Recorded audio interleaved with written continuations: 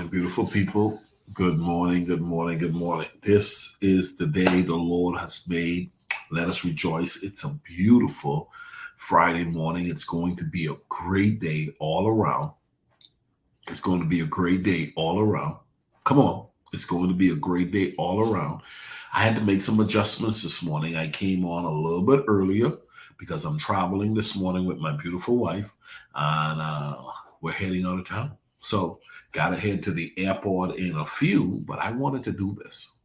I wanted to do this. And so, rather than opening it up for full direct questions that I can follow now, I went ahead and I got some questions from some people, and we're going to talk about those this morning. And why questions? Questions are critical for next level thinking.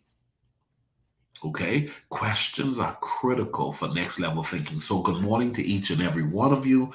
Thank you for joining me here in our exclusive group coaching community on Facebook, along with those of you that are watching on YouTube. I'm on a mission, guys. I'm on a mission to help as many people as possible. I want to help as many people discover what they need to do to move ahead. Every day, in every way, I'm getting better. How many of you can say that with me this morning? In spite of what's going on, every day, in every way, I'm getting better. That's the mission. That's the goal. Every day, in every way, I'm getting better. How many of y'all going to say it? Come on.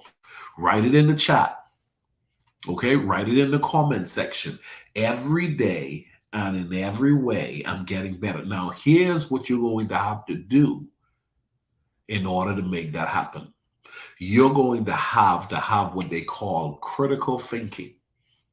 You're going to have to go a little bit further than you have gone before to discover what's been keeping me back. What's been keeping me back? That's a good question. What's been keeping me back? What's been keeping me back from growing in my faith? What's been keeping me back from being surrounded by a healthy community, by a healthy family? What's been keeping me back from being financially secure? What's been keeping me back from taking better care of my health, optimum health? You know what I've been praying lately? I've been praying divine health is my portion. I've been praying no sick days in Jesus' name. I've been praying no sick days. Somebody said, well, you're going to be sick. You're going to have issues. Of course, we all will. But what I found to be true, David, what I found to be true, Lynette, what you focus on, you get more of. So that's the reason why I'm so committed to these morning sessions. So I decided to do this session a little bit earlier than I would normally do it, and seeing how many of you guys were up early enough to engage. So go ahead and write this in the comment section. Every day, in every way, I'm getting better. Can I get about a dozen of you guys to just declare that right now?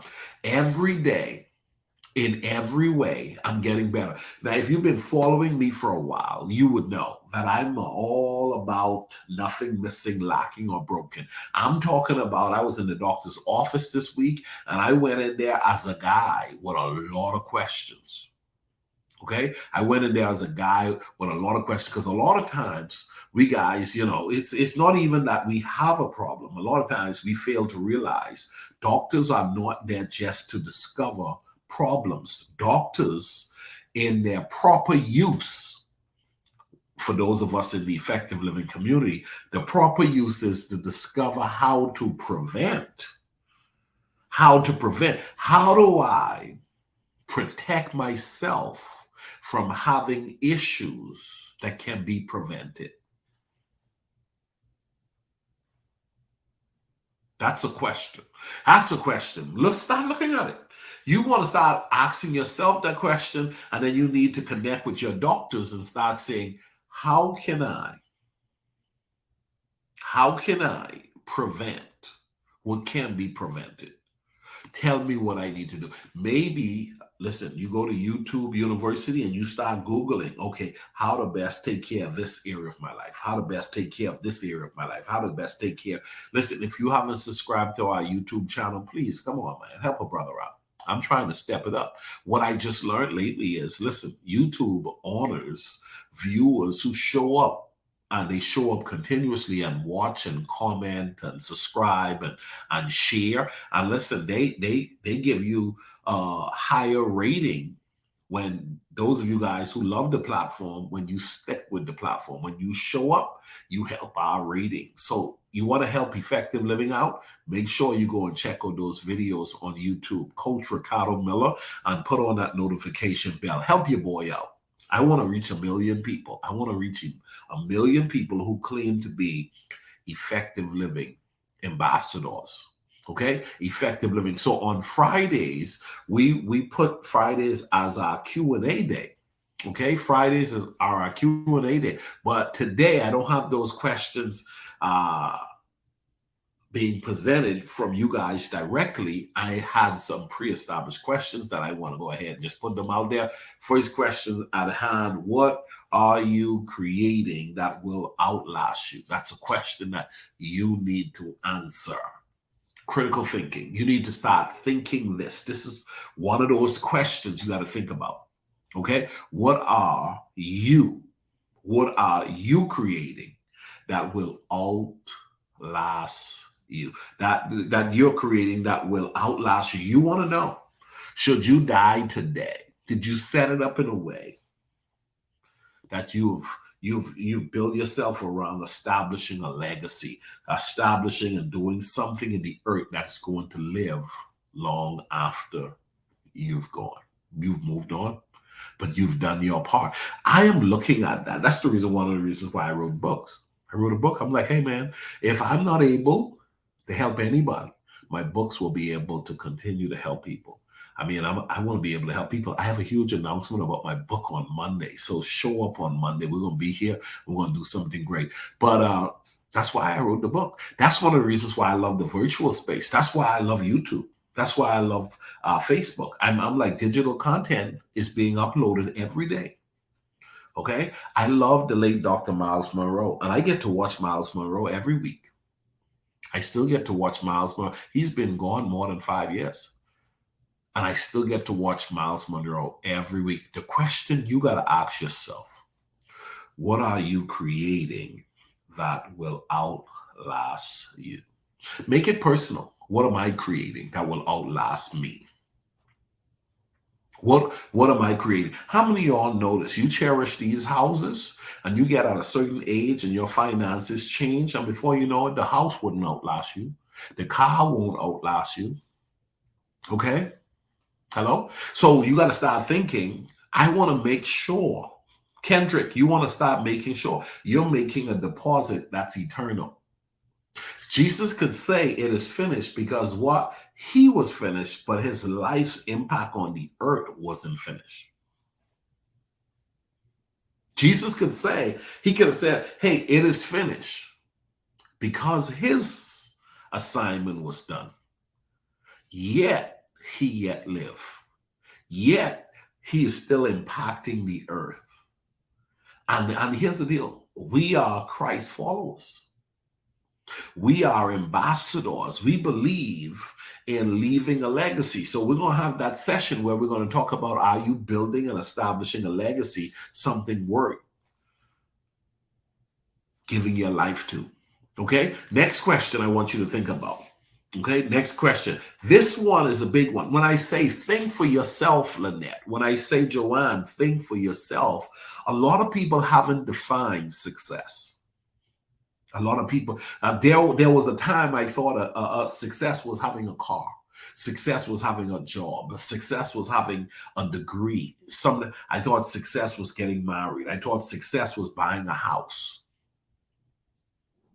Okay, and the truth is, the definition of success is not the same for all of us. The definition of success is not the same for all of us. There are a lot of people who have found themselves acquiring a lot, but they're empty and hollow inside because they never defined what is life at its best. That's success.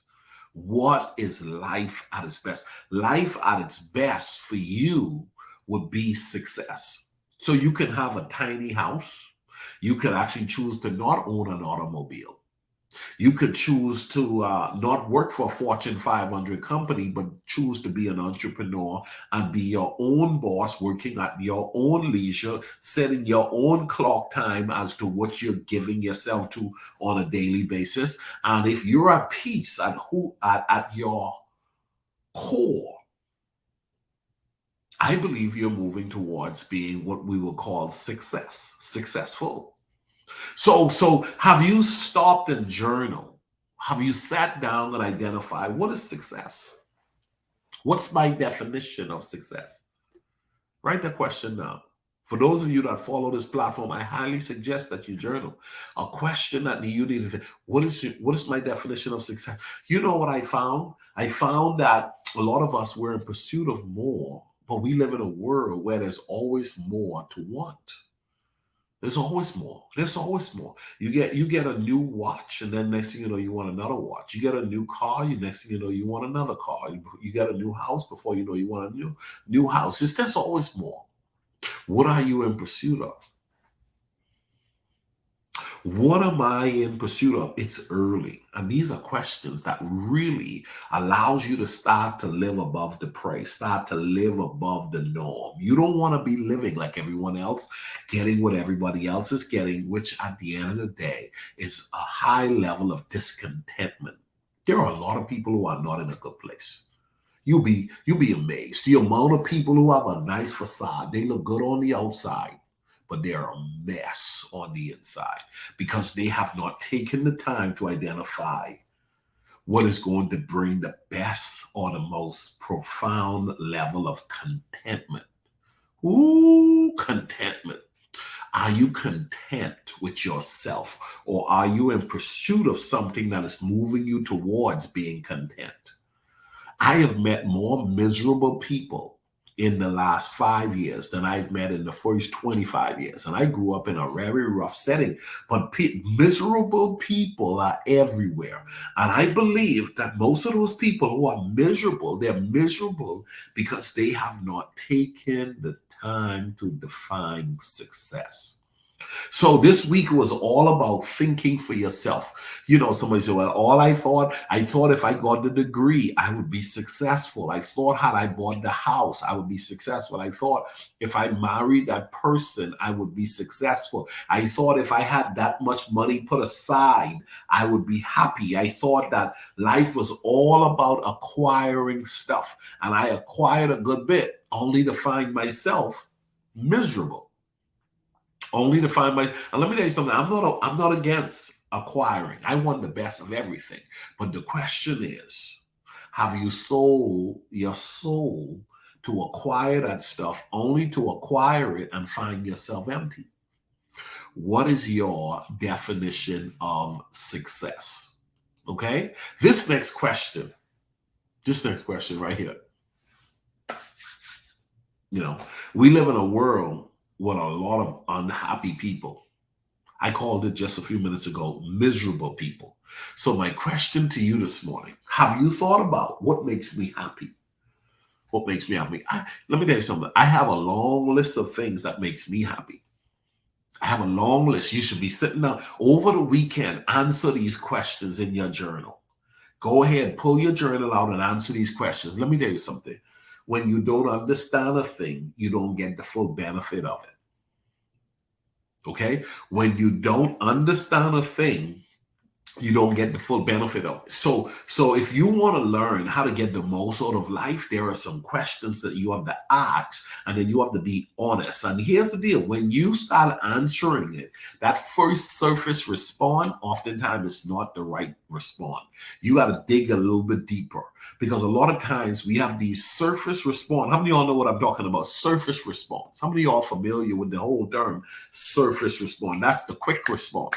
But if you dig a little bit deeper, psychologists have a tendency of going a little bit deeper. Okay, therapists, they go a little bit deeper. Counselors, they go a little bit deeper, because a lot of times the initial response is not really the response.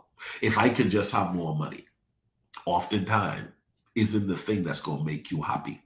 Or if I just had a big house, if I had a mansion, or if I could just get me a Mercedes, if I can get me a Bentley, or if I had $1 million, I'll be happy. If I had $1 million, would you? Would you be happy? And then you go and do some study on people who have millions. And literally, if you have access to them, you ask them, did the millions make you happy? And this is why you got to do the work. Because if you're going to live life, why do life, your entire life, in pursuit of something, not doing the work to find out if your pursuit is the right thing? Only to find that oftentimes we end up there, but we end up realizing what we were in pursuit of wasn't the thing we should have been in pursuit of. What makes me happy? You got to ask yourself that question. Okay? All right. Next question is, what do I think about myself? What do I think about myself? I remember when I first decided to let my beard grow out. I like my beard. I want my beard. I like my beard. I've accepted my beard. But boy, did it took me some time, because I grew up in a culture where, oh, he's stressed out. Why he got all that? Oh, that beard, that beard put 10 years on him. One person told me about that beard put 10 years on you, brother. And because I am not living from outside in, I've been able to allow the beard growing season of my life to be the season where I'm learning how to define me. I'm learning how to accept me. How many of you can say this morning you have learned to accept you? How many of you can say, or you're learning to accept you? It took me a while. It took me a while. And let me tell you something, the opinions of men are many. And a lot of people, what they have built over time is not based on what they think about themselves. What they have built over time is what their mother thought of them, what their father thought of them, what the teacher taught of them, what their grandparents taught of them. So you hear people say, you would have made your grandmama proud. I know you made your parents proud. I know, oh my God, you made your school proud. And there's nothing wrong with making those people proud. But the question is, are you proud? Are you proud? Miles Monroe, in his book, In Pursuit of Purpose, years ago, he wrote in the book, and I remember it changed my life forever. Now, here's the deal. It helped me to discover my purpose, but I never took the time to discover myself. Let me say it again. I discovered my purpose without discovering myself. I discovered what I was good at that brought me a high level of recognition to serve humanity. And it was amazing. I enjoyed every bit of what I was called to do and still enjoy what I'm called to do. But what I did not do was identify me at the core in my pursuit to serving humanity. So along the way, I was serving everybody else, but still at the very core was trying to fit the mold that will get a check mark by everybody. Anybody know what I'm saying? I was living a way that I just wanted a check mark. I wanted everybody to pat me on the head and says, I'm proud of you. Pat me on the back and says, Miller, you're doing well. Even though I knew I was in God's will, David, even though I knew I was in God's will, Minister Carol, I still struggle. I still struggle because I did not take the time to ask myself this question. What do I think about myself? How do I define me? Who is Ricardo Miller? Come on, who is Ricardo Miller? Now that I'm coaching a lot of people during my one-on-one coaching, I say, how do you want to be defined? Who are you? Who are you? A lot of people Listen here, a lot of people know who they want to become, but the question is, who you're trying to become, is that truly you? So you end up being two-faced. You end up being uh, two-sided. You're living in one space, but that's not quite you because you haven't took the time to discover you. And that's what I've been doing in the last 3 to 5 years. More specifically, the season of my gray beard coming out has been the season where I've been moving towards being the most authentic me ever. And I'm not talking about an angry me. I'm not talking about a me that's trying to impress anybody. I'm not talking about me who was disappointed, pointed, or just got a point to prove. No, no, no. I'm talking about contentment. I'm talking about peace that passeth all understanding. Father, in the name of Jesus, may you give us all peace. Peace that passeth all understanding. Yeah, that's what I'm praying. I'm praying that God gives you peace that passeth all understanding. So listen, please do the work. Do the work to discover you. Get past the insecurities. Get past the insecurities. Go and ask yourself the hard questions. Don't be afraid to look within. Don't be afraid to go out. Maybe no one in your family has gone there, but you need to. Okay? You need to go there because it's going to liberate you. The truth will set you free. I want the truth. I want to be free.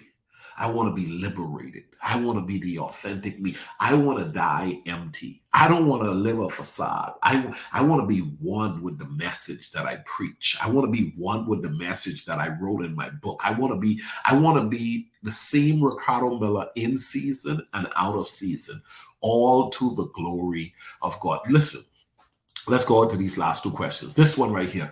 Who are the most important people in my life? Who are the most important people in my life and why?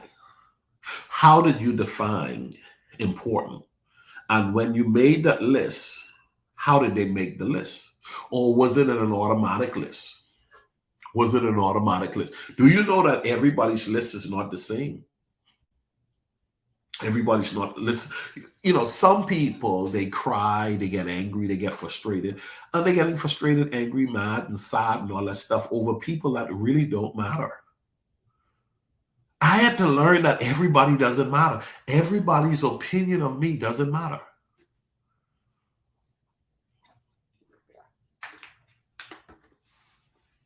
That's a whole nother level of growth and development. Everybody's opinion of me doesn't matter. Boy, that's a place to grow. So as I went to the reunion and they just mess with me, man. They mess with me. How did they mess with you? I don't even like them. Then why did you go? Why did you go? I had to go. But you're grown. Why do you mean you had to go? Why did you have to go?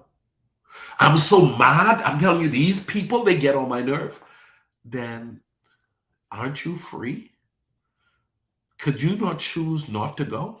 Could you not choose to delete? Can you not choose to hide them on the social media site? Could you not choose to unfriend? Megs, am I talking sense? I mean, listen to this question. Who are the most important people in your life? Have you taken the time to identify your tribe? Have you taken the time to establish who your community is? Who's your brother? Jesus said, who is my brother? Who is my sisters? Who is my mother? That's what Jesus said. He said, but those. You better learn to identify who's important in your life. Everybody doesn't matter. And then there are some people who could disqualify themselves from having mattered at one point. Am I talking to somebody? Am I talking to you? They mattered at a point, but they no longer matter because here's the deal. They no longer matter because they have violated some rules of engagement when it comes to you. In other words, Kendrick, Miss Cynthia. In other words, Lynette, you have a value system that you build your life around. And then people who respect your value system, you have a vision and a mission to which you're trying to give yourself to in the earth. And as you're giving yourself to that, when you start dealing with people who violate your codes of ethics, people who want to break past your boundaries and the established principles that you've, oh man, somebody who move in to your space and violate your space, and now you saying, I'm so mad that they made the whole term. If you're an effective living ambassador, we don't even say the term someone made us mad anymore. We live above that. That don't mean we don't get mad. We get mad because we choose to get mad. In other words, the Bible said, "Be angry and sin not." I can be angry, but I'm not. But you're not in control of how. You're not in control of how I respond. I am choosing to respond the way I respond. So if I'm upset right now, I looked at a situation. I don't like how the situation is going. I'm going to leave the situation. I'm going to disconnect. I'm going to hang up the phone. I'm going to unfriend you. I'm going to walk out of the meeting. I'm going to do whatever I need to do, and I'm going to be calm, collective, and I'm going to be respectful. Because character at its best demands that no matter what happens on the outside, who I am remains. Okay? How and what I've done in building myself, Pastor Claire, what I've done in building myself, Pastor Jason Baston, is that I am not so fickle. That somebody said, well, I'm going to lose my salvation today. Oh, no, let me tell you something. You think because I'm a pastor. No, see, you have some unresolved issues you haven't addressed. See, I could respond like a fool, but I would have chosen to respond like a fool. And I wouldn't blame anybody should I respond like a fool, because whatever actions I make, I'm no longer blaming others. So for those of us who are effective living ambassadors, we don't use the term, she made me mad. He made me mad. No one can make me mad. No one can make me sad. I can be sad. I can be mad. But it's not you that's making me mad. It's not you that's making me sad. Okay, I'm in control of my attitude. That's the point I'm trying to make. You should be in control of your attitude. Say that with me. Everybody write that down. I'm in control of my attitude. Come on. Okay? I'm in control of my attitude. Not only are you in control of your attitude, Miss Jocelyn, you are also responsible for how you respond to someone else's attitude. Okay, so I'm learning. I haven't mastered this now, but I'm working on it. Okay, I'm not mastered. I'm working on it. But here's the deal: what is life without goals? What is life without vision? Without you capturing a better version of yourself, living at a higher standard. My heart's desire is to be able to live at a place where no one can make me mad, where no one can make me sad. I choose to monitor my attitude on a daily basis. So here's the deal. I do have feelings, but I'm learning how to manage my feelings. And so well, I can't control myself. Well, if you keep saying that, you'll never control yourself. But you could get better at controlling yourself, because how you used to act, you don't act anymore. How many of y'all feel me today? Listen, how I used to act, I don't act. I used to have a short temper. I used to want to fight. I used to listen, and sometimes it still shows up. But I have to remind myself, that's not me anymore. That's not me anymore. I have changed, and I'm continuing to change. And my hope and my prayer is for everything that I teach, my life will line itself up to it. Okay, I want to be one with my message. I don't want to just talk this. I want to be the embodiment of the message. I want to live what I teach. And so I'm here today to tell you one of the ways to go a little bit deeper when it comes to taking control of your thought life, when it comes to thinking for yourself, is asking yourself questions you have not asked yourself before. How can I get to where I'm trying to go?